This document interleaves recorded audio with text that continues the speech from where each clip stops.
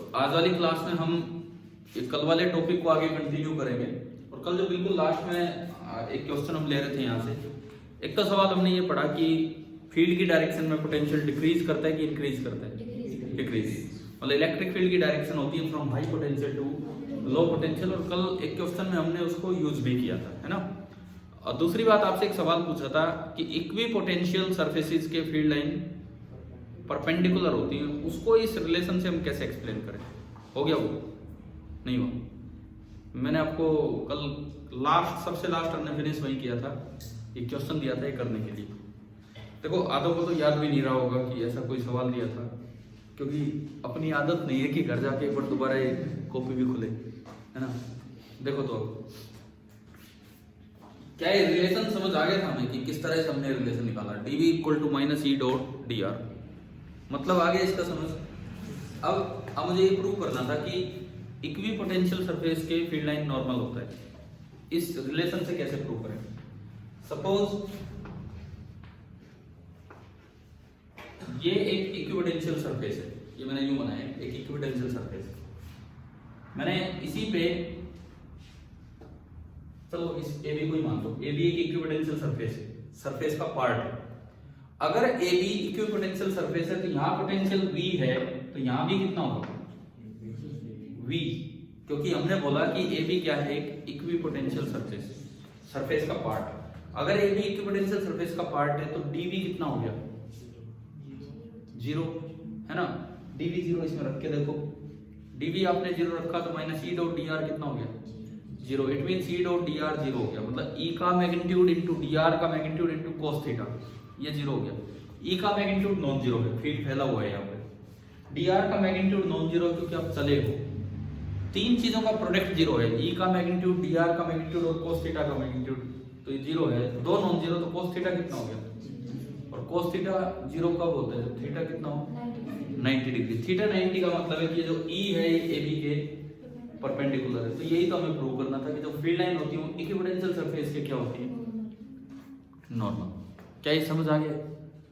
तो अपनी कॉपी में जस्ट इसकी एक्सप्लेनेशन लिख लो जो कल आपने लिखा था, उसी के बाद सेम इसी तरह से आपने दो पॉइंट बनाए, ये ए ये बी,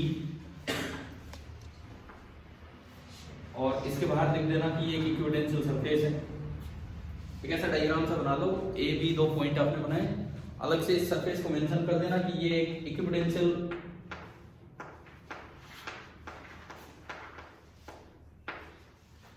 सरफेस है। ये जो सरफेस है ये इक्विपोटेंशियल सरफेस है, ये हमने मान लिया।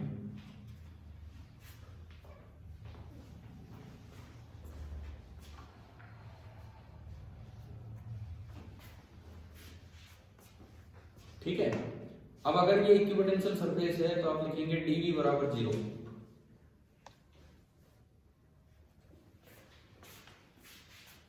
यहाँ पे ए से बी की तरफ जो दिखाया ना, ये आपका dr है, dr। जैसे भी आप दिखाओ, किसी डायरेक्शन में ई दिखा लेना, वही डायग्राम ऊपर वाला, ई और dr के बीच का एंगल थीटा दिखा लेना, मतलब ये तो हमें दिखाना ही होगा। ऊपर वाला ही डायग्राम है, मैं दोबारा से दिखा रहा हूँ आपको, ठीक है। इसके बाद dv 0 यानी कि minus E dot D are 0 आ गया, यानी कि mode D R into cos theta 0, वहां से आ गया कोस थीटा 0, वहां से आ गया थीटा 90, यानी कि E vector is perpendicular to D R, यानी कि field lines are normal to equipotential surface. क्या समझ आ गया है कि नहीं? है ना। अब देखो ये रिलेशन बड़े काम का है, तो अभी कुछ देर क्लास हो सकता है हम इक्विपोटेंशियल सरफेसेस की डिटेल में भी ना जा पाए, कुछ देर या आज की पूरी क्लास पहले इस रिलेशन पे चलेगी, dv equal to minus E dot D R. तो करें स्टार्ट। कल दो सवाल समझे थे, उसके बाद हम आगे चलेंगे।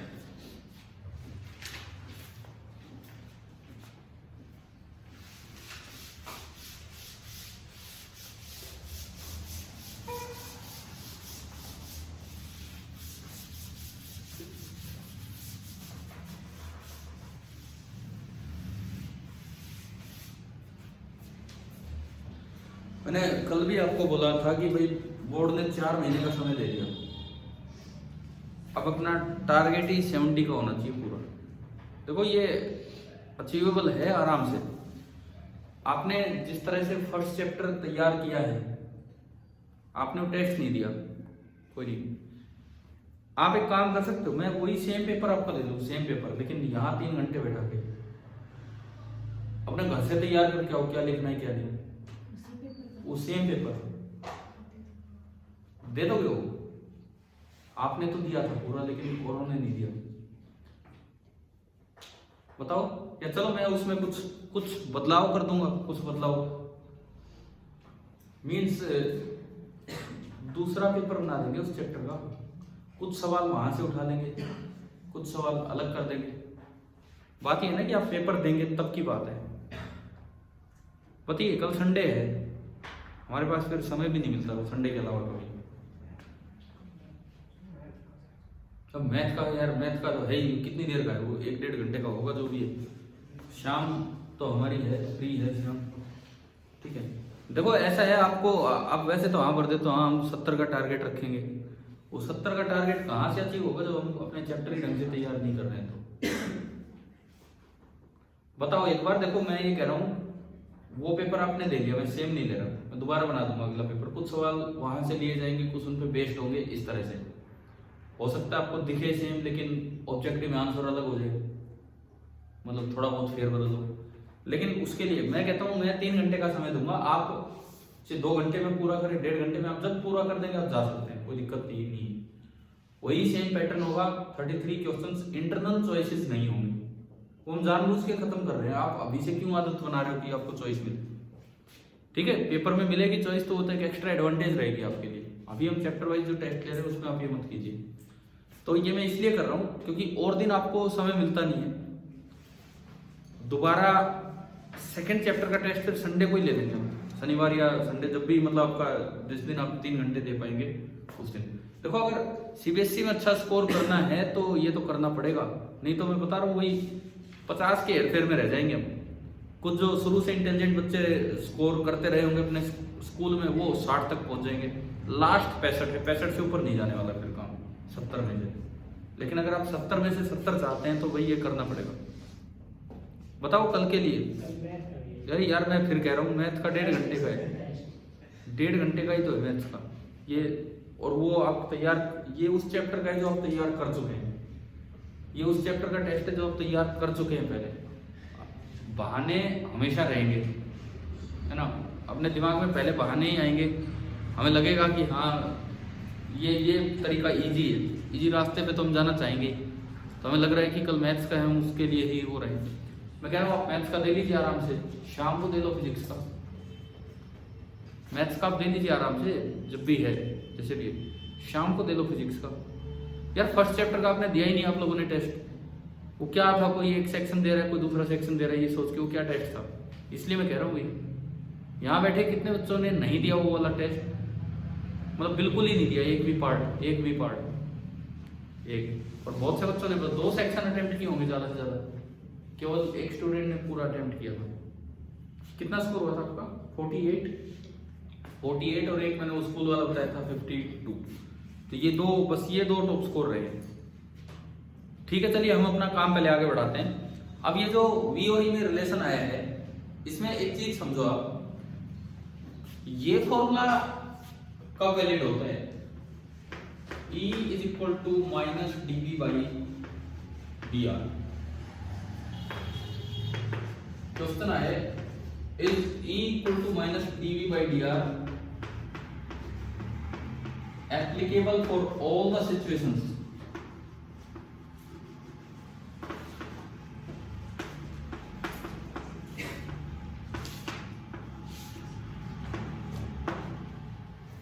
क्या ये फॉर्मूला सभी सिचुएशंस के लिए एप्लीकेबल है? E is equal to minus dv by dr, is this formula applicable for all the situations? आपको गाड़ी वहां खड़ी करे बड़ी मुश्किल से, उसके बगल में से वो पीछे घर है ना, उनके पास भी एक छोटी गाड़ी है, तो किसी तरह काफी देर से निकाल के लाए, या तो जगह लेके आया करो उधर, कभी तो निकल गई, नहीं तो कैसे निकल गई? देखो E is equal to minus dv by dr, is this, ये फॉर्मूला है, कई बार हम यूज भी करते हैं, क्या ये एप्लीकेबल है क्या हर जगह? या कब एप्लीकेबल है, यही सवाल आ जाए इस तरह से कि फॉर्मूला कब एप्लीकेबल है, E is equal to minus D V by D are.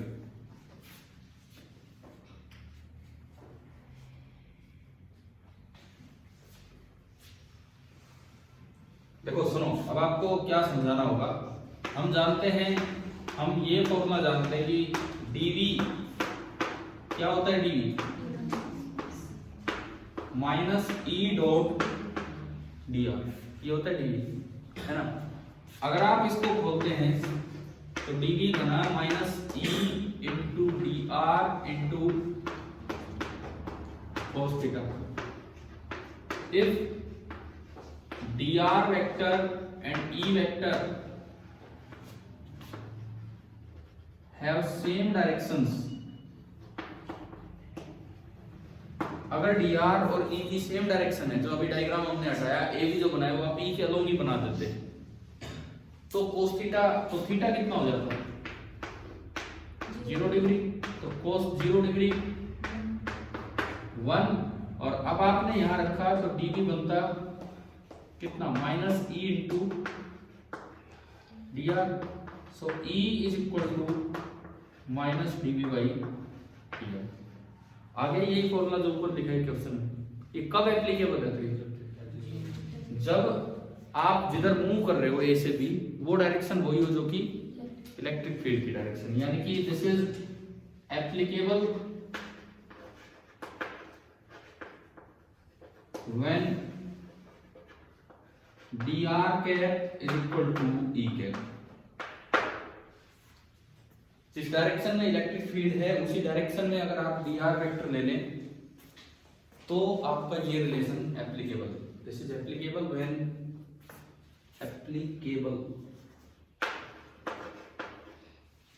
dr cap is equal to E cap, तब ये एप्लीकेबल होगा।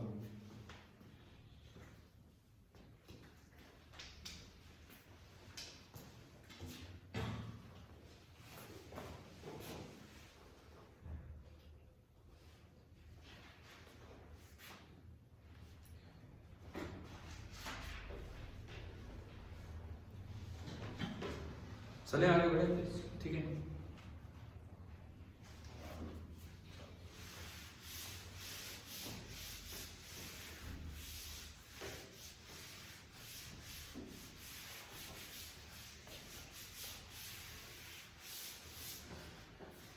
मान लो जैसे इसको कहीं वेरीफाई करके देखें हम,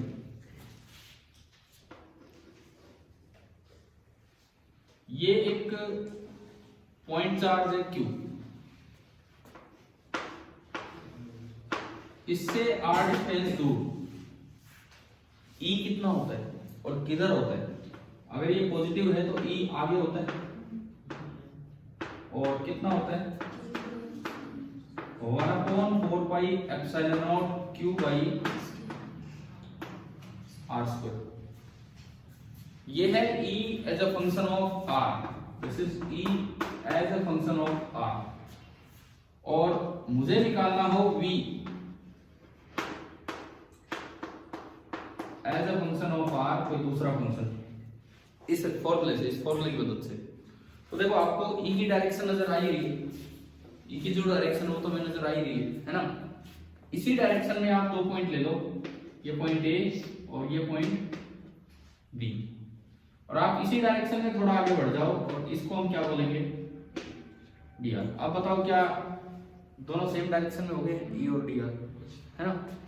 यहां अगर पोटेंशियल V है एट डिस्टेंस r, तो वहां बोला जाएगा कितना E प्लस dv। अब ये फॉर्मूला लगा के देखते हैं कि किस तरह से हम इसको अप्लाई करें। मुझे V निकालना है, इस डायरेक्शन के अलोंग अगर आप चलेंगे तो E का फॉर्मूला क्या है माइनस dv बाई dr, तो यहां से dv कितना हो गया minus E D R, minus of E, E अभी हमने देखा 1/4 pi epsilon naught q by r square dr।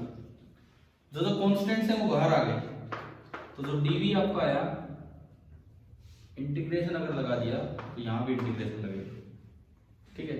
इधर चल रहा है integral D V, Q upon 4 pi epsilon naught constant है, और अंदर बच गया r is power minus 2 dr। हम विदाउट लिमिट इंटीग्रेशन करेंगे, ठीक है। देखिए हम विदाउट लिमिट इंटीग्रेशन करने वाले हैं, हम जस्टिफाई कर रहे हैं वो जो पिछला रिलेशन था ना e equal to minus D by D R, उसको हम वेरीफाई कर रहे हैं कि किसी पॉइंट चार्ज के केस में, तो देख रहे हैं उसी क्वेश्चन को आगे बढ़ा के हम देख रहे हैं।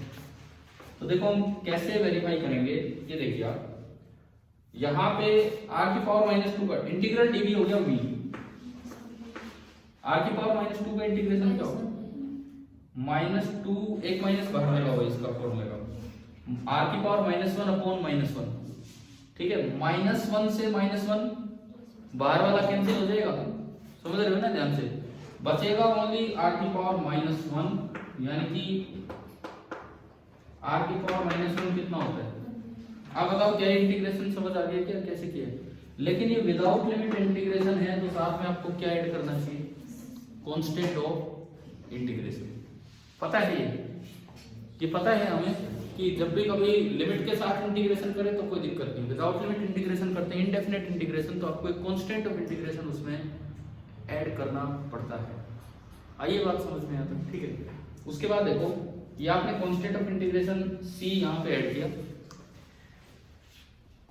अब c कैसे निकलता है, c निकलता है जीरो लेवल से। आमतौर पे हम जीरो लेवल कहाँ मानते हैं पोटेंशियल का, इन्फिनिटी में, तो मैं उसका यूज करूंगा as r tends to infinity v is equal to 0। तो इसमें रख दो ये चीज, v की जगह 0, r की जगह इंफिनिटी रखोगे तो ये कितना हो जाएगा 0, क्योंकि डिनोमिनेटर में इंफिनिटी आ रहा है। Some finite quantity upon infinite it is 0 और प्लस c, तो यहां से c कितना आ गया 0, c0 इसमें आपने पुट किया। अगर आप c0 यहां पुट करते हैं तो जो v आएगा v it is coming out to be q upon 4 pi epsilon naught r, q upon 4 pi epsilon naught r। क्या यही kq बाई r फॉर्मूला होता है पॉइंट चार्ज के पोटेंशियल का। समझ आ रहा है कि किस तरह से हमने जस्टिफाई किया है रिलेशन, आगे नहीं है बताओ।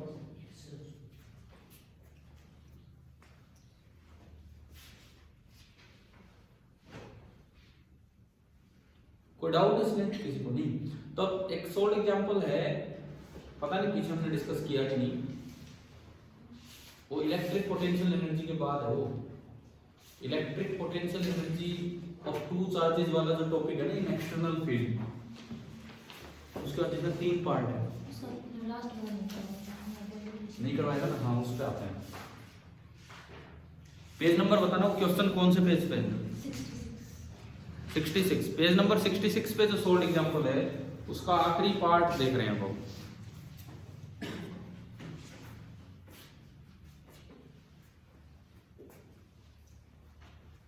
ये हमने क्या किया है, उसका वेरिफिकेशन किया है। वो जो फॉर्मूला अभी आया था ना, जो आपने क्वेश्चन लिया था, उसी में आ जाएगी verify for a point charge. तो हमने तो जस्ट एक पॉइंट चार्ज के लिए उसे वेरीफाई किया है और कुछ नहीं, वेरिफिकेशन किया है फॉर ए पॉइंट चार्ज, ये है।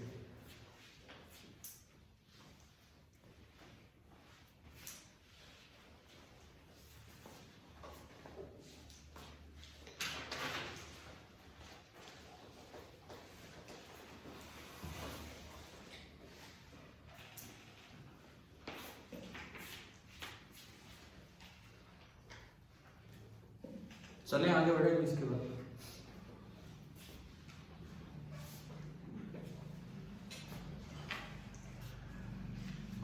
उस क्वेश्चन पे आओ जो भी बोला मैंने, बुक निकाल लो, उसमें देखो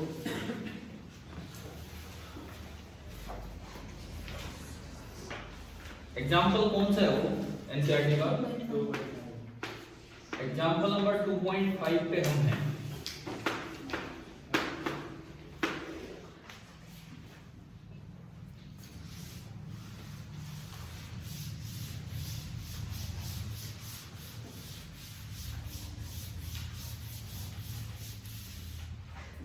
एग्जाम्पल नंबर 2.5, हाँ जी बताओ क्या क्या अरेंजमेंट है, क्या कोई एक्स एक्सिस दिया था उसमें? कहाँ रखे हैं 2 पॉइंट चार्ज? नहीं कहाँ रखे हैं 2 पॉइंट चार्ज? कुछ पोजीशन दी होगी। एक +9 सेंटीमीटर पे और एक -9 सेंटीमीटर पे। क्या क्या चार्ज रखे हैं? 7 वाला कहाँ रखा है? यहाँ तो रखा हुआ है Q1 that is 7 micro coulomb, और यहाँ कितना रखा है? -2 micro coulomb that is Q2। अगर आपको केवल इंटरेक्शन एनर्जी आपस की निकालनी होती तो हमारे पास फॉर्मूला है K Q1 Q2 upon R square. कौन बोला भाई? R। वो अब तो यूं कर दिया, पेपर में भी वो स्क्वायर लगा चलता रहेगा, है ना, अपॉन R। क्लियर? वो तो हो जाएगा। R कितना है? R कितना है इन दोनों के बीच? 18 सेंटीमीटर। ऐसा यूनिट में चले तो 0.18 मीटर ये है, ठीक है। लेकिन अब इसने एक्सटर्नल फील्ड दिया है तो 3 तरह की टर्म आएगी, Q1 into V1, Q2 into V2। External field के साथ इंटरेक्शन एनर्जी Q1 की Q1 इंटू V1, Q2 की Q2 into V2, with sign सब कुछ रखना होता है। लेकिन V तो नहीं दे रखा, V तो नहीं दिया, तो इन्होंने बोला है कि एक एक्सटर्नल फील्ड है उसका E दे रखा है। E कितना दिया है? A by R square. आपको E दिया है किसी भी R डिस्टेंस दूर जो E है that is A by R square. A ठीक है, जो भी है वही वैल्यू होगी उसकी, है ना। एक यूनिट देखो एक बार, एक यूनिट ध्यान से देखो। देखो एक यूनिट होगी E इंटू R स्क्वायर की यूनिट। E की यूनिट होती है न्यूटन पर कूलम और R स्क्वायर की यूनिट मीटर स्क्वायर। तो क्या न्यूटन मीटर स्क्वायर कौन कूलम में दे रखा है? E, ये A की यूनिट क्या दी है? कूलम पर मीटर स्क्वायर, और E लिखा हुआ है A बाई R स्क्वायर। हाँ वही है। और A की यूनिट दी है इन्होंने coulomb metre square, coulomb per metre square एक यूनिट। तो यहां से कूलम पर मीटर स्क्वायर कैसे बनेगी और वो तो चेक करें। E है A बाई R स्क्वायर। अगर आपने A की यूनिट रख दी कूलम पर मीटर स्क्वायर और एक फिर इसकी, तो मीटर की पावर 4 होगी, तो ये क्या E की यूनिट बनती है? दिखाना एक बार।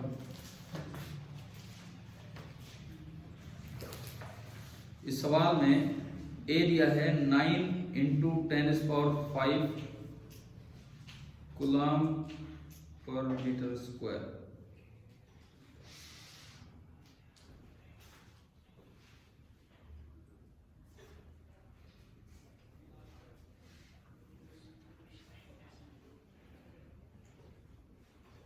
कूलम पर मीटर स्क्वायर, ये एक यूनिट बन रही है यहाँ से, एक बार चेक करो।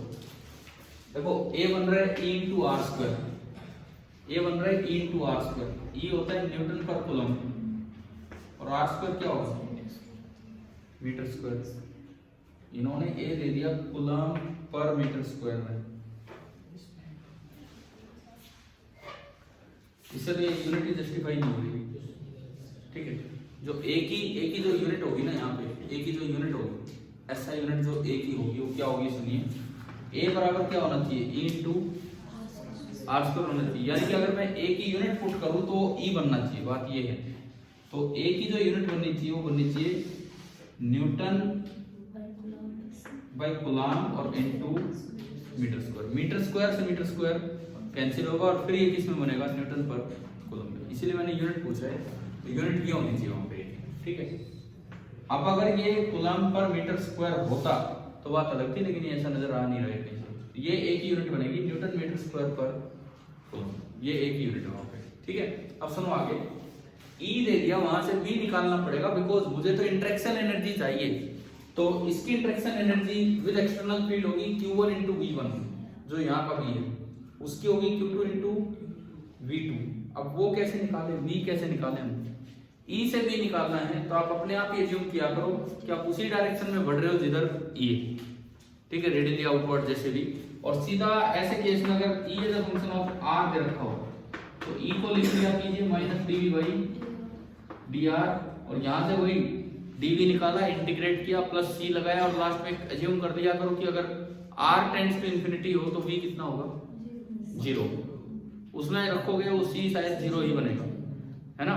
करोगे अभी ये वाला पार्ट, अब ये थर्ड पार्ट अपना ट्राई करना पूरा, ठीक है। उससे क्या होगा, V as a function of R आएगा, फिर एक बार आर की जगह ये रखना, एक बार ये रखना, और फिर उससे देखना कि क्या फाइनल एक्सप्रेशन आपका बनता है। तो एटलीस्ट अगली क्लास के लिए, मतलब कल सुबह के लिए अपना ये होमवर्क में रखो एग्जांपल 2.5 पूरा एबीसी जितने भी पार्ट है इसके, इनके बीच की इंटरेक्शन एनर्जी वो तो लिखनी ही पड़ेगी। देखो अगर आपको टोटल सिस्टम की ईपी लिखनी है, पहले इसकी एक्सटर्नल फील्ड के साथ Q1 इंटू वी यहाँ कितना है, फिर उसकी Q2 इंटू वी यहाँ कितना है, और फिर आपस में के Q1 Q2 अपॉन आर जो भी है। आप ये सवाल ट्राई करेंगे और लास्ट आंसर तक करके लाएंगे कि आंसर आया है कि नहीं आया। मतलब एक चीज हमने ये याद कर ली, जब भी कभी किसी सवाल में E as a function of R दे रखा हो, E direct as a function of R दे रखा हो, तो हम अपने आप ही एज्यूम करें कि हम उस डायरेक्शन में जा रहे हैं जहां ई और डी आर सेम है, और फिर E is equal to minus D V by D R, और वहां से डीवी निकालो और इंटीग्रेट करो और सी को ऐड करो और इन्फिनिटी पे उसको कितना मान लो 0, और वहां से सी भी लगभग 0 ही आएगा। करेंगे ये वाला पार्ट, ऐसे आ सकते हैं क्योंकि ये सोल्ड एग्जांपल दिया है यहाँ पे ये वाला पार्ट। हाँ जी बोलो, पूछना है कुछ इसमें? चलिए ये तो आप करना घर से ट्राई, अभी मैं इसी रिलेशन पे कुछ और काम करवा रहा हूँ, इन्हीं चीजों पे।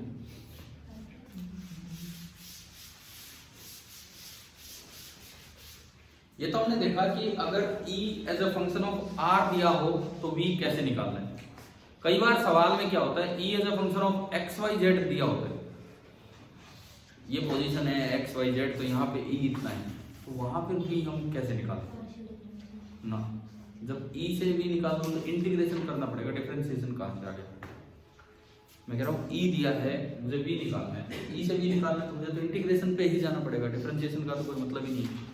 तो अगला देखो एक दो चीजें, ये सबसे पहली बात एक सवाल के थ्रू हम चलते हैं आगे। आपको ये दिया गया है कि in a region E vector at position XYZ, इसी पोजीशन XYZ पे आपको E वेक्टर दे दिया x² i कैप या 3x² i cap minus 2y j cap.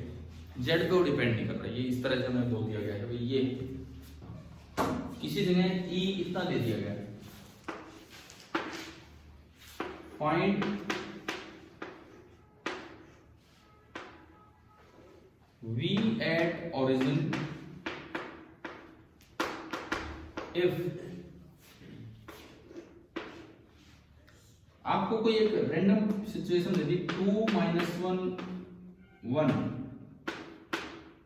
यहां पे पोटेंशियल कितना है, इंफिनिटी की बजाय अगर यहां पोटेंशियल 0 है तो आपको V एट ओरिजिन निकालना है कितना होगा। ये सवाल आ गया।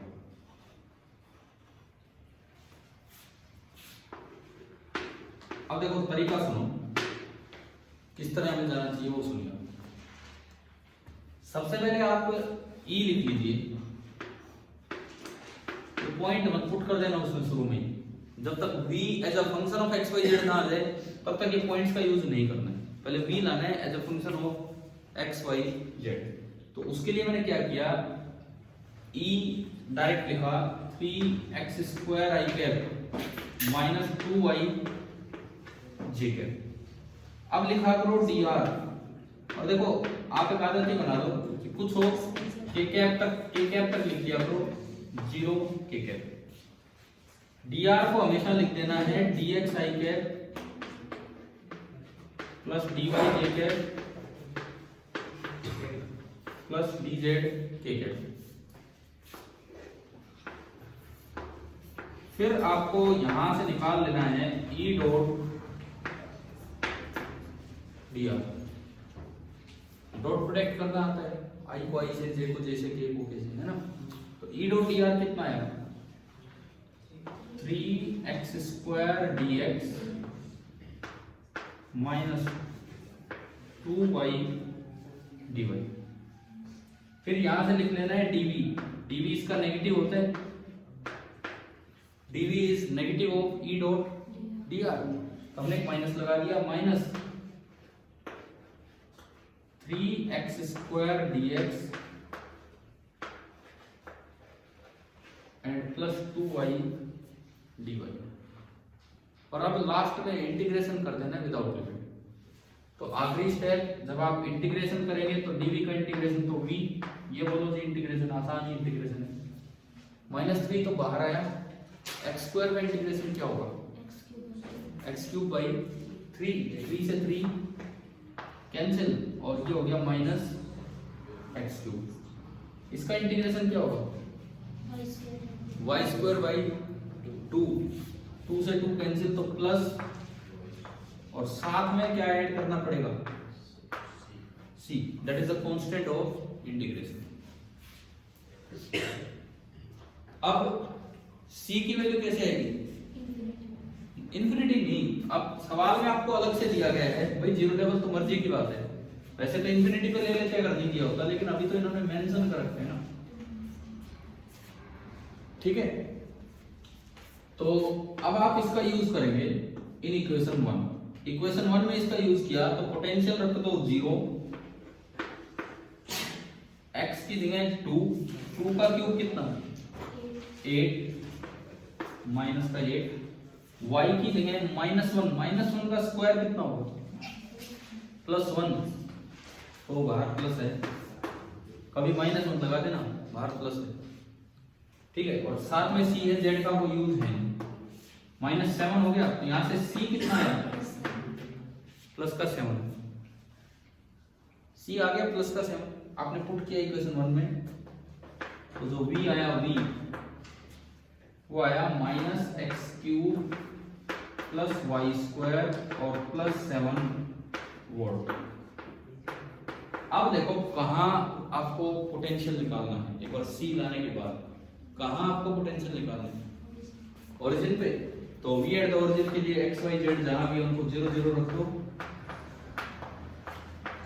0 0 रखने पे ये क्या आंसर आया 7 वोल्ट।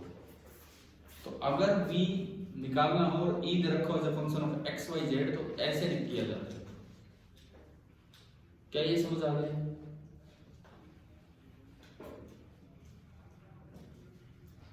क्लियर है ना ये क्वेश्चन। अब देखो अगर मान लो जीरो लेवल मेंशन नहीं कर रखा होता, सपोज मिटा दूं मैं इसको, यहां से जीरो लेवल मेंशन नहीं कर रखा होता इस सवाल में, और आपसे पूछा होता फाइंड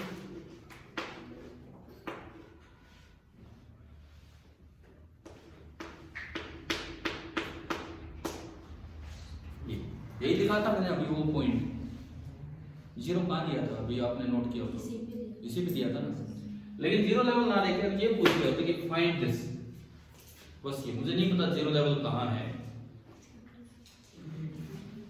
तो कैसे करते हैं।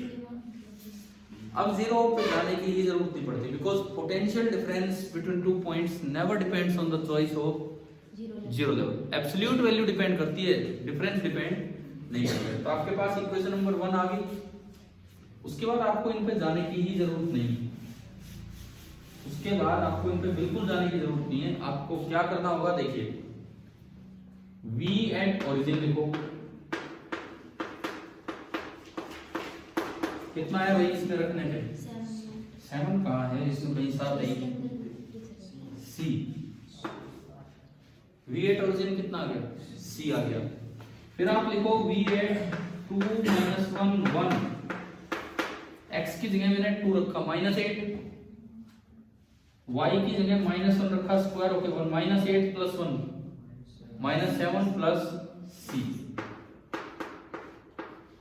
अब आप इनको घटा दो, v at origin minus v at 2 -1 1, इनको घटा दो, c से c कैंसिल, और ये बचेगा कितना, c में से -7 + c घटाएंगे तो ओनली कितना बचेगा प्लस का 7%, तो ये आपका 7 वोल्ट आ गया इस तरह से।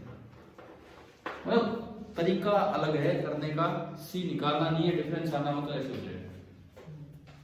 इसमें चाहे जीरो लेवल कहीं भी हो, ये 7 वोल्ट ही रहेगा। पिछले में वो 7 आंसर तभी आएगा जब उस जगह पे आपने जीरो लेवल सेट कर रखा था।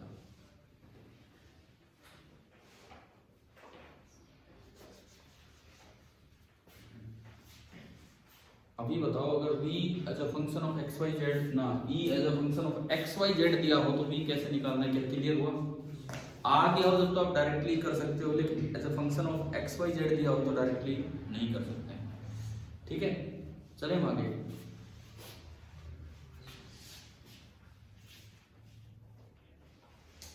हाँ जी भाई, समझ आ रहा है? तो ये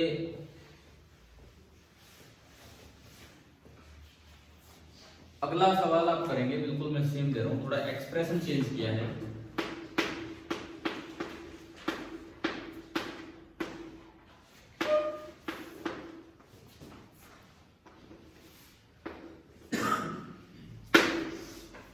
ये करते हैं,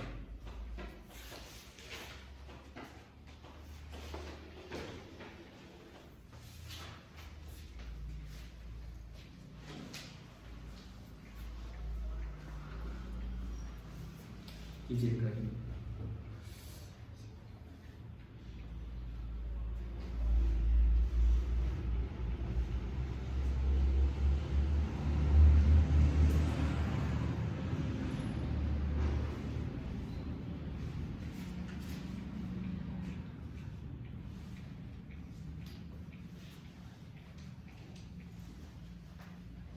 स्टेप्स आपके सामने हैं, क्या करने हैं क्या नहीं।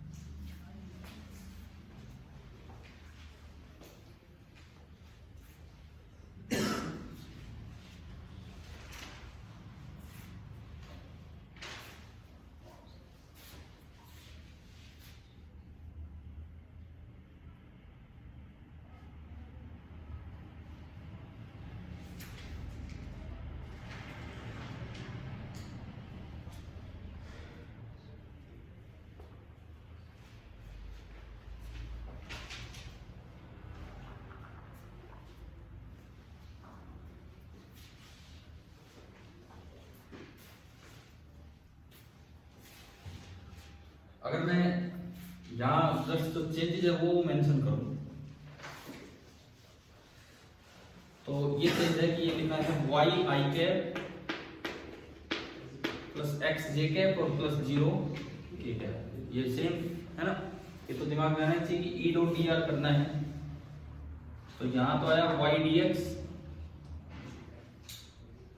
और यहाँ पे आया प्लस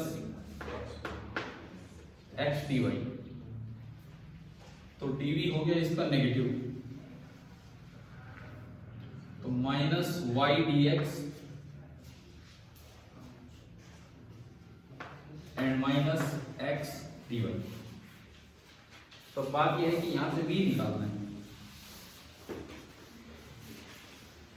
यहां तक का काम तो मैंने एज इट इज लिख दिया जो पिछले सवाल में था। अब मुझे यहां से v निकालना, ये इंटीग्रेशन कैसे होगा?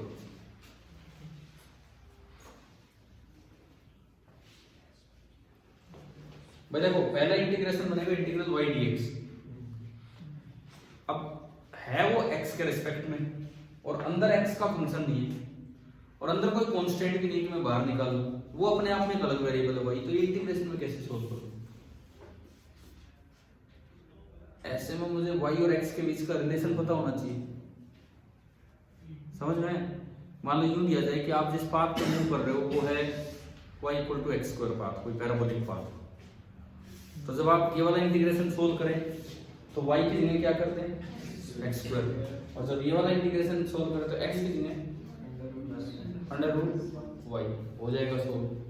पर एक बात समझ नहीं आ रही, पाथ क्यों बताना पड़ेगा? क्या क्या पोटेंशियल पाथ पे डिपेंड करता है एक से दूसरी जगह जाने में? ये तो केवल कंजर्वेटिव फील्ड में डिफाइन होते हैं, इनकी पाथ इंडिपेंडेंस तो हम पहले ही प्रूव कर चुके हैं। तो भाई फिर तो आप तो एक अलग ही तरीके से जा रहे हो। फिर तो कोई कह दे y बराबर x पाथ पे गए हैं तो आपका आंसर कुछ और आ जाएगा। क्या पाथ पे डिपेंड करना चाहिए? नहीं, इसका मतलब ये इंटीग्रेशन तो हमें ऐसे सोल्व करना है without knowing the equation of path. क्योंकि अगर आपने इक्वेशन ऑफ पाथ का यूज किया तो इसका मतलब आप तो नॉन कंजर्वेटिव फील्ड के लिए सोल्व कर रहे हो, और नॉन कंजर्वेटिव फील्ड में तो पोटेंशियल डिफाइन होता ही नहीं। तो आप क्यों ऐसी वाहियात की डिमांड कर रहे हो, है ना? इसको कैसे सोल्व करें?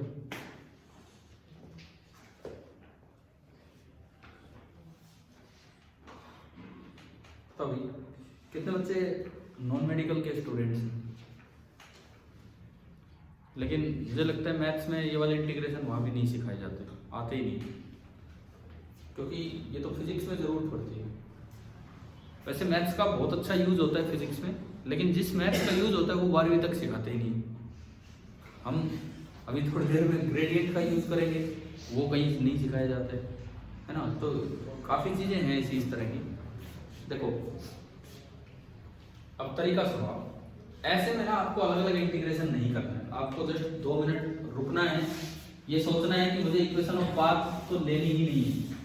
क्योंकि अगर आपने इक्वेशन ऑफ पाथ की डिमांड कर दी तो इसका मतलब आप तो फील्ड को कैसा बना रहे हो, नॉन कंजर्वेटिव। तो ऐसे में तो फिर आपका आंसर ही पाथ पे डिपेंड कर रहा है, जिसका मतलब आप गलत तरीके से जा रहे हो। या फिर आपको 2-4 इक्वेशन ऑफ पाथ दी जाए, कोई भी रख के देख लो, सब में आंसर क्या आना चाहिए, सेम आना चाहिए। यहाँ से यहाँ उस रास्ते जाओ, उस रास्ते जाओ, किसी से जाओ, ऐसे नहीं। Without knowing the equation of path हम कैसे सोल्व करें? उसका तरीका होता है कि मैथमेटिक्स कहता है कि कुछ इंटीग्रेशंस परफेक्ट डिफरेंशियल बन के सोल्व होते हैं। हो सकता है नाम भी 12 तक ना आता हो, perfect differential. Perfect differential maths में नहीं आया हो तो फिजिक्स में आया हो। देखो कैसे बनाए जाते हैं परफेक्ट डिफरेंशियल, उसका तरीका सुनिए। आपको इसमें 2 चीजें दिख रही है, वाई डी एक्स और एक्स डी वाई। इसको डी ऑफ समथिंग की तरह हम लिखें, D of simple common term. कैसे उसका तरीका होता है वो तरीका देखिए। पहली टर्म है वाई डी एक्स, इस पे इंटीग्रेशन आना है, माइनस माइनस पड़ा रहे तो। और दूसरी टर्म है एक्स डी वाई, इस पे इंटीग्रेशन, माइनस मैंने कॉमन ले दिया दोनों में से, है ना? अब सुनो परफेक्ट डिफरेंशियल कैसे बनाया जाता है। ये किसके रेस्पेक्ट में इंटीग्रेशन है? एक्स के रेस्पेक्ट में। तो जस्ट थोड़ी सी देर के लिए आप y को क्या मान लो, है नहीं वो कांस्टेंट। परफेक्ट डिफरेंशियल बनाने के लिए हम y को क्या मान लें, कांस्टेंट। अगर मैं y को कांस्टेंट मानूं तो y बाहर आ गया, और इंटीग्रल dx क्या होता है भाई, इंटीग्रेशन के जस्ट बाद अगर d ऑफ समथिंग आ रहा हो तो d और वो इंटीग्रेशन हट जाते हैं और ओनली x बचता है ना? यही काम दूसरे में करो, इंटीग्रल एक्स डी वाई किसके रेस्पेक्ट में इंटीग्रेशन है? तो आप थोड़ी देर के लिए x को क्या मान लीजिए, कांस्टेंट। आपने x को कांस्टेंट माना तो x बाहर आया और अंदर बचा integral dy। Again integral dy क्या होगा, क्या होगा y। अब आप देखो, अब एक बार रुक के ये देखो क्या ये दोनों सेम आए हैं क्या? हाँ जी बोलो, सेम आए ना? अगर ये सेम आ जाए तो ये परफेक्ट डिफरेंशियल बन गया। इसका क्या मतलब है? इसका मतलब ये है कि कहीं भी y dx plus x dy आए तो मैं उसको इकट्ठा करके लिखूंगा d ऑफ जो भी ये क्वांटिटी आई है। और ये क्या आ रही है, ये क्या है जो सेम आया है, क्या है एक्स वाई। इसको उल्टा चेक कर लिया करो। उल्टा चेक कैसे करना है, यूवी रूल लगाना आता है हमें डिफरेंशिएशन का। यू देखो, एक एज इट इज, एक का डिफरेंशिएशन, प्लस दूसरा एज इट इज और एक का डिफरेंशिएशन। तो क्या यूवी रूल को सेटिस्फाई कर रहे हैं? अब ये तो उल्टा चेक करने पे दिखता है, सीधा में नहीं समझ में आता, दिमाग नहीं लगता कि भी किस चीज का ये डी ऑफ समथिंग है। तो उसको करने का तरीका ये होता है। क्या ये समझ आ गया? तो अगला स्टेप में अगर इधर बढ़ाऊं तो मैं यहाँ पे माइनस कॉमन लूं और ये जो भी है इसको मैं लिख सकता हूँ डी ऑफ एक्स वाई। और अब मेरे लिए इंटीग्रेशन करना बड़ा आसान है। कैसे? इंटीग्रल डी ऑफ एक्स क्या होता है? X. Integral D of Y और वाई, तो integral D of X Y X Y हो जाएगा। तो हमने दोनों साइड इंटीग्रेशन किया, तो इंटीग्रल डीवी तो हो गया V minus integral D of X Y only कितना हो जाएगा, और साथ में कांस्टेंट ऑफ इंटीग्रेशन। बताओ भाई, ये परफेक्ट डिफरेंशियल वाला तरीका समझ आ गया इन सवालों में? ठीक है। और अगर आपको आपसे इंटीग्रेशन सोल्व नहीं हुआ और आपको सोल्व करने के लिए इक्वेशन ऑफ पाथ की जरूरत पड़ रही है, तो इसका मतलब वो फील्ड कैसा है? Non conservative. तो इलेक्ट्रोस्टैटिक फील्ड नहीं हो सकता है, यानी कि वहां पोटेंशियल डिफाइन नहीं होगा। कई बार क्या होता है, ऐसा भी जैसे एमसीक्यू टाइप क्वेश्चन आ जाए और चौथा ऑप्शन है नन ऑफ दीज या फील्ड इज नॉन कंजर्वेटिव, इसका मतलब इंटीग्रेशन सोल्व नहीं हो रहा है, तो वो फील्ड कैसे हो जाएगा? Non conservative. लेकिन ये नहीं है आपसे सोल्व नहीं हो रहा है तो नॉन कंजर्वेटिव। समझ गए? कई बार ऐसा भी होता है भाई इंटीग्रेशन सोल्व हो सकता है, हम नहीं बना पा रहे परफेक्ट डिफरेंशियल, तो वो थोड़ा ध्यान रखना है, नहीं तो फिर आधी बार नॉन कंजर्वेटिव दिखेंगे हमें तो फील्ड। अब ये पूरा कर लोगे आगे, सी निकालने की जरूरत ही नहीं है इस सवाल में। क्यों ना? क्योंकि इन्होंने क्या पूछा है? Potential difference. एक बार ये वैल्यूज पुट कीजिए, 0 0 पे तो 0, तो यहाँ तो सी आ गया। एक बार ये वैल्यू पुट कीजिए, 2 और -1, -2 और ये +2, 2 + c, तो c में से 2 + c घटाओगे तो आंसर आएगा -2। इसका आंसर आएगा c -2 + c, यानी कि -2 वोल्ट। ये इसका आंसर आ गया।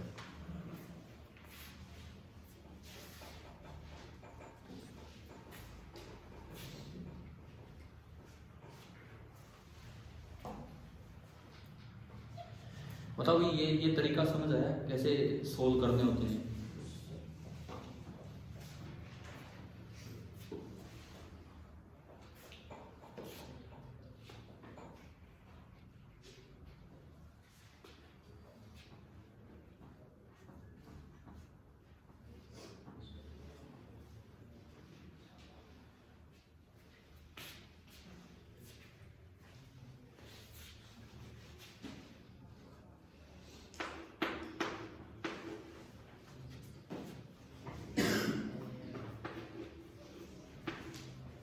ये करना सेम क्वेश्चन।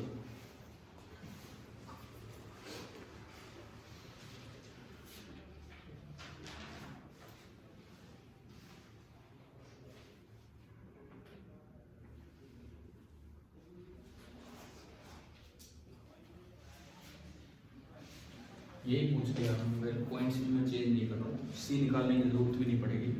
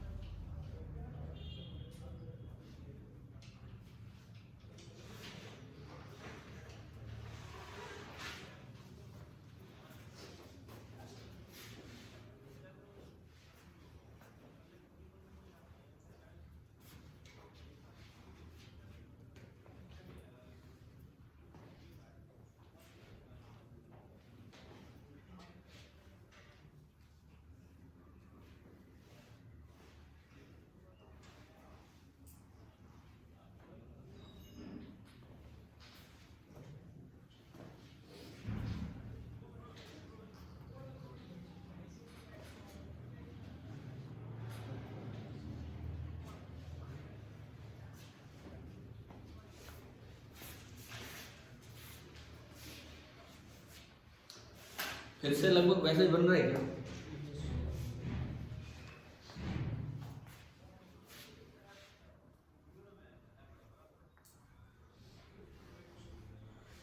हो गया, बन गया परफेक्ट।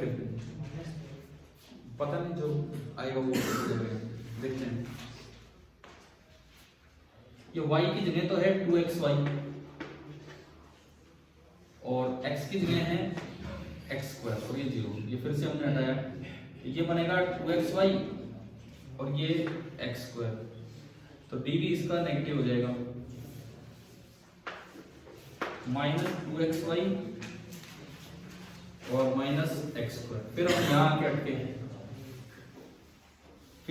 अटके, क्योंकि इस इंटीग्रेशन को सोल्व करना फिर से मुश्किल है, क्योंकि x के एस्पेक्ट में, परंतु अंदर क्या आ रहा है y, तो अलग से तो सोल्व होगा नहीं without knowing the equation of path, है ना, और उसकी जरूरत पड़ती नहीं क्योंकि इलेक्ट्रोस्टैटिक फील्ड है।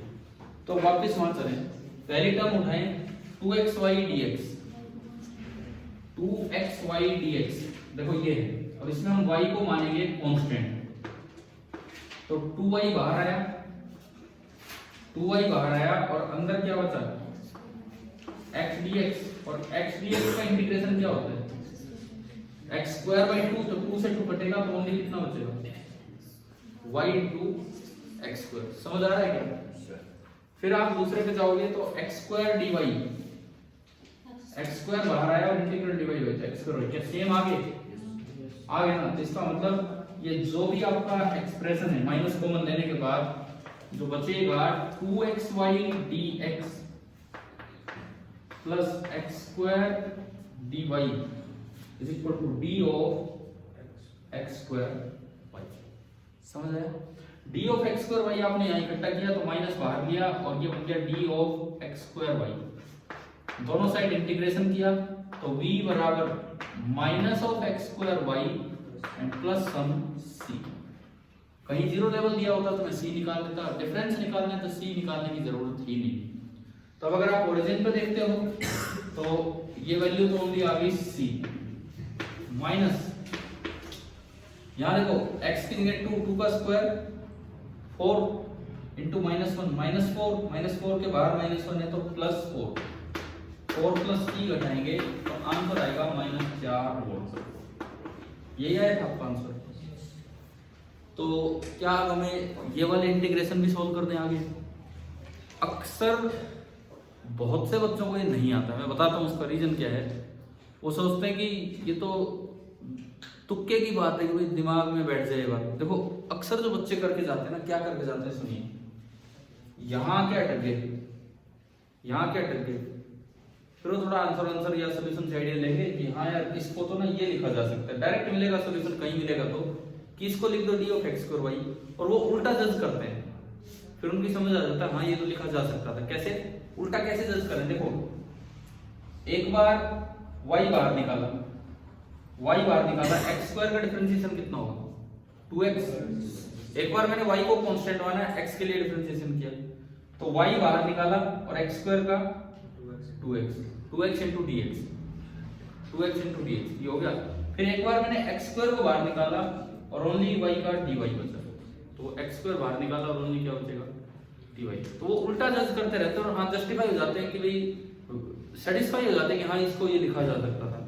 ये तो आपके सामने कोई सॉल्यूशन होगा तब आपको पता लग रहा है, पेपर में तो नहीं सोच पाओगे ना कि ये क्या ये एकदम से दिमाग में आता है कि इसको ये लिख पा रहे हैं। मतलब जब तक हाँ ये अगर दिख रहा हो तो मुझे समझ आता है भाई x स्क्वायर का 2x बनेगा और ये इस तरह से, लेकिन अगर ये ना दिख रहा हो तो एकदम से दिमाग काम नहीं करता है कि हम इतना सोच रहे हैं। तो उस यहाँ से यहाँ तक पहुंचने का क्या ये तरीका आपको समझ आ गया है कि नहीं? ठीक है, तो ये तो वो वाले सवाल हुए जिनमें हम E लेके क्या निकाल रहे थे V। एक बार अपनी बुक में आओ जहां वो relation between E and V वाला पार्ट है, वहां उसके नीचे ना दो ये जो इक्विपोटेंशियल सरफेस इनको लेवल सरफेस भी बोलते थे, लेवल सरफेस, इक्विपोटेंशियल सरफेसेस को ही लेवल सरफेस भी बोल दिया जाता है।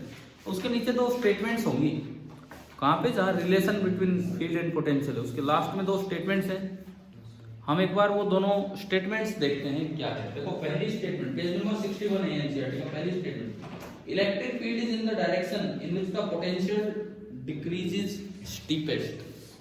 इसका क्या मतलब है ना स्टीपेस्ट वर्ड आ रहा है यहाँ पे, इस चीज का क्या मतलब है? इसका क्या मतलब है सुनिए, केवल इस चीज पे एक ऐसा सवाल बना के आ सकता है, वो सुनिए आप। केवल इसी चीज पे किस तरह से क्वेश्चन आ सकता है देखिए।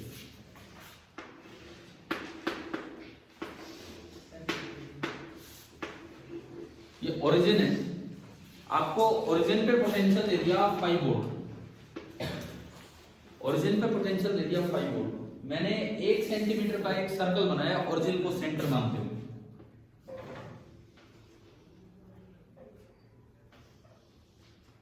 ओरिजिन को सेंटर मानते हुए 1 सेंटीमीटर रेडियस का एक सर्कल बना लिया, 1 सेंटीमीटर रेडियस का, ठीक है। आपको अलग अलग जगह के ना पोटेंशियल्स दिए गए, बोला गया कि भाई यहां हो गया 4 वोल्ट, रैंडम वैल्यूज ले रहा हूं मैं, बहुत परफेक्ट वैल्यूज नहीं ले रहा हूं, थोड़ी बहुत कम ज्यादा हो सकती है। यहां बोला गया है कितना है 5 वोल्ट, इस तरह से, ठीक है। यहां बोला गया है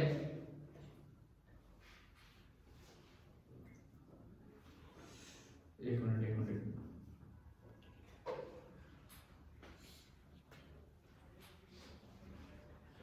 ये 3 वोल्ट है, ये 4 वोल्ट है, ये 5 वोल्ट है, यहाँ पे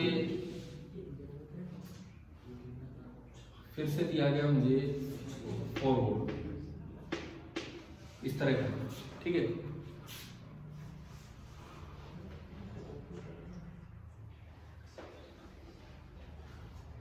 सिक्स वोल्ट, ये भी 6 वोल्ट, ये 7 वोल्ट, इस तरह का कुछ पोटेंशियल डिस्ट्रीब्यूशन दे दिया ओरिजिन के अराउंड, ठीक है। इसको, ये तो ओरिजिन है, O A B C D E F G H, पूछा है कि ओ पे फील्ड किधर है, ओ ए के अलोंग, ओ बी के अलोंग, ओ सी के अलोंग, ओ डी के अलोंग, ओ ई, ओ एफ, ओ एच, इस तरह से ये सब बताना है। ओ पे जो फील्ड है वो किधर है, इतनी दूर चलने पे सबसे ज्यादा डिक्रीज किधर हो रहा है पोटेंशियल, इधर केवल 1 वोल्ट, इधर कितना डिक्रीज हुआ 2, इधर 1, इधर चेंज ही नहीं हुआ, इधर 1 बढ़ गया, बढ़ने में तो कोई मतलब ही नहीं है। सबसे ज्यादा डिक्रीज किधर हो रहा है, तो यानी कि जो फील्ड की डायरेक्शन होगी वो किधर होगी, ओ बी। दूसरा तरीका, ये तो आगे स्टीपेस्ट वाला वर्ड मैंने आपको समझाया कि कैसे ये इस लाइन का मतलब क्या है, ठीक है। इस पे ही क्या छोटा सा सवाल बन क्या सकता था वो। दूसरी बात, सबसे एक तरीका होता है कि सबसे पहले आप इक्विपोटेंशियल डायरेक्शन ढूंढ लो कि किस डायरेक्शन में चलने पे कोई चेंज ही नहीं हो रहा, यहाँ 5 है, यहाँ भी 5 है और यहाँ भी, तो ये इक्विपोटेंशियल सरफेस है। हमें पता है कि फील्ड लाइन इक्विपोटेंशियल सरफेस के नॉर्मल परपेंडिकुलर होती है, आज ये स्टार्टिंग वहां से हुई थी लेक्चर की, तो फील्ड इसके परपेंडिकुलर होगा, वो उधर भी हो सकता है और इधर भी। फील्ड की डायरेक्शन में पोटेंशियल डिक्रीज करता है कि इंक्रीज, फील्ड की डायरेक्शन, फील्ड की डायरेक्शन पोटेंशियल क्या करता है, डिक्रीज। तो इसके परपेंडिकुलर इधर जा सकता हूं, इधर गया तो 5 से 7 हो रहा है, तो फील्ड तो पोटेंशियल तो इंक्रीज किया, उधर डिक्रीज। एक तरीका ये है निकालने, स्टीपेस्ट वाले तरीके से भी जा सकते हो, इक्विपोटेंशियल वाले तरीके से भी जा सकते हो। क्या समझ में आ गया है कैसे, ठीक है। और ये स्टीपेस्ट वर्ड आया क्यों, उस रिलेशन से अगर देखें, कौन से रिलेशन से, D V minus of E dot D R, यानी कि D V that is equal to minus of E into D R into cos theta. Cos theta की मैक्सिमम वैल्यू कब होती है, जब थीटा कितना हो 0 डिग्री, कितनी होती है 1। देखो डीवी मैक्सिमम तब होगा जब कोस थीटा मैक्सिमम, मिनिमम मतलब मिनिमम बोलो क्योंकि ये क्या है बाहर नेगेटिव लगाओ, सबसे ज्यादा चेंज और डिक्रीज होते हुए तब होगा डीवी। नेगेटिव मैक्सिमम कब होगा, नेगेटिव मैक्सिमम जब कोस थीटा 1 हो, यानी कि थीटा कितना हो 0 हो, थीटा 0 डिग्री हो, यानी कि जब आप ई की डायरेक्शन में जा रहे होंगे तो डीवी नेगेटिव में सबसे ज्यादा होगा, यानी कि जो डिक्रीमेंट होगा, जो डिक्रीज होगा वो स्टीपेस्ट होगा। समझ आ रहा है क्या यहाँ से, स्टीपेस्ट डिक्रीज का क्या मतलब है, ठीक है। दूसरी बात, और किस तरीके से इस पे सवाल आ सकता है वो भी देखिए, स्टीपेस्ट डिक्रीज वाली जो बात है, समझ आ रही है चीजें। मान लो जैसे यूं आ जाए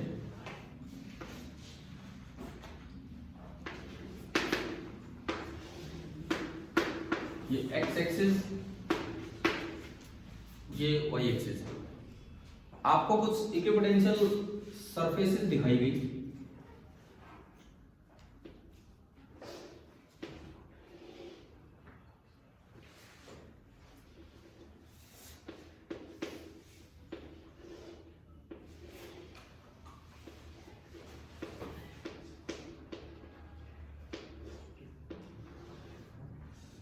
these are some parallel equipotential surfaces. These are some parallel equipotential surfaces. ये आपको दिखाई गई पैरेलल इक्विपोटेंशियल सरफेसेस, इस तरह से हमें बता दिया गया। और ये एक्स एक्सिस के साथ सारी सरफेस कितने कितने डिग्री के एंगल पे, 37 डिग्री, ठीक है। और इन इक्विपोटेंशियल सरफेसेस पे पोटेंशियल कितना है वो हमें बताया गया है।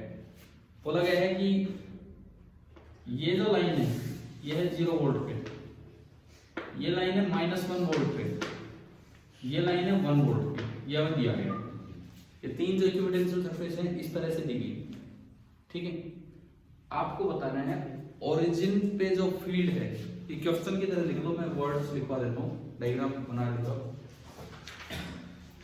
Find the magnitude and direction of electric field intensity at the origin.